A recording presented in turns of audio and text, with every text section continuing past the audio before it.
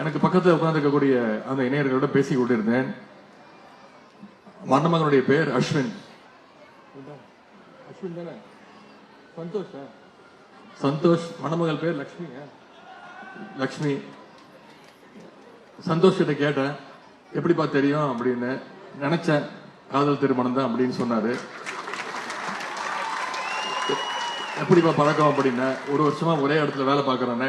சரி, வேலை பார்க்கறியோ இல்லையா, இதை வேலையை கரெக்டா பார்த்துருக்க. மிகுந்த மகிழ்ச்சி. ஏன்னா காதல் திருமணத்தில் இருக்கிற பிரச்சனைகள் அனைத்தும் எனக்கு தெரியும். எனக்கும் காதல் திருமணம் தான். முதல்ல பொண்ணு ஒத்துக்கணும், அதுக்கு நிறைய கஷ்டப்படணும். அப்புறம் பொண்ணுடைய அப்பா அம்மா ஒத்துக்க மாட்டாங்க, அவங்கள சமாதானப்படுத்தணும். சரி, பொண்ணு ஒத்துக்கிட்டு மாமனார் மாமியாரும் ஒத்துக்கிறதுக்கு அப்புறம் இந்த பொண்ணோட மாமா சித்தப்பா புதுசா கிளம்பி வருவாங்க, ஏதாவது ஒரு பிரச்சனையை இழுத்து விடுவாங்க. கடைசியில் அவங்க சம்மதத்தை வாங்கினதுக்கு அப்புறம் கடைசியில் பொண்ணு முடியாது அப்படின்னு சொல்லும். இப்படி ஏகப்பட்ட பிரச்சனைகள் இருக்கு. அந்த பிரச்சனைகள்லாம் சமாளிச்சு இன்றைக்கு இந்த அஸ்வின் சந்தோஷ்,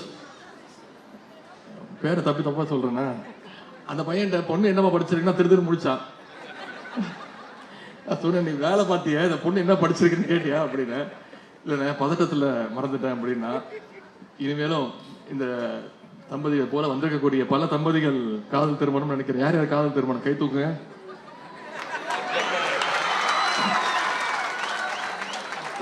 இது அறநிலையத்துறையா இல்ல அன்பு நிலையத்துறையான்னு தெரியல, அவ்வளவு காதல் திருமணங்களை அந்த சேர்ந்தவர்கள் நடத்திட்டு இருக்காங்க. இந்த இளைஞர்கள் பார்க்கும்போது மிகுந்த மகிழ்ச்சி. எல்லாருமே நல்லா படிச்சிருக்கிறாங்க, அது மிகுந்த கூடுதல் மகிழ்ச்சி. ஒரு 50-60 வருடங்களுக்கு முன்பு இதெல்லாம் சாத்தியம் இல்லை.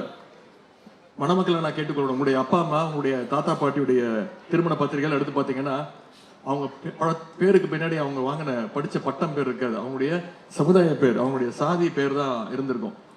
அதுதான் தமிழ்நாட்டு இப்போ சமீபத்தில் நடக்கிற திருமணங்கள்லாம் பார்த்தீங்கன்னா அது சாதி பேர் தமிழ்நாட்டில் மட்டும் இருக்கிறது இல்லை. அந்த மணமகளோ படிச்சு வாங்கின, கஷ்டப்பட்டு படிச்சு வாங்கின அந்த பட்ட பெயர் போட்டுக்கிறாங்க. இந்த பெருமை இன்னைக்கு தமிழ்நாட்டுக்கு மட்டும்தான் இருக்கு.